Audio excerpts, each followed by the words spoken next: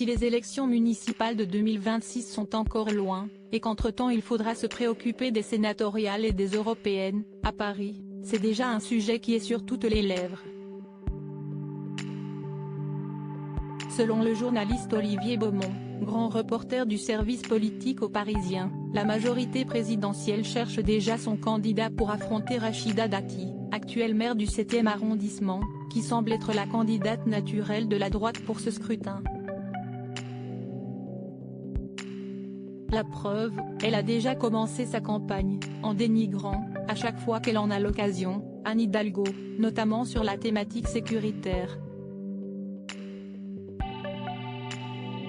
Rachida Dati a une image forte, elle incarne celle qui résiste contre Hidalgo, et elle a un positionnement clair, la sécurité et la propreté de Paris. Nous, on n'a rien de tout cela, a ainsi déploré un ministre macroniste auprès du Parisien. En effet, du côté de la majorité présidentielle, les prétendants au poste se démarquent sur d'autres sujets comme les transports ou bien la crise économique, qui a frappé de plein fouet la capitale ces derniers mois. Anne Hidalgo décriée par la majorité en Macronie, si des ambitions se dessinent, sans pour autant afficher clairement une possible candidature, le temps est surtout à la critique de l'action d'Anne Hidalgo. Gabriel Attal, que certains élus voient comme un candidat crédible à la mairie de Paris, ne l'a ainsi pas épargné ces dernières semaines.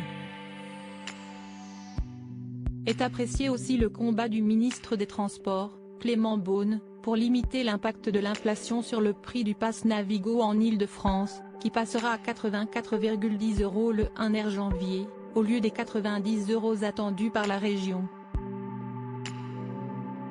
Même si son adversaire dans cette histoire est plutôt Valérie Pécresse qu'Anne Hidalgo. Dans les rangs de Renaissance, le cœur balance sur la stratégie à adopter.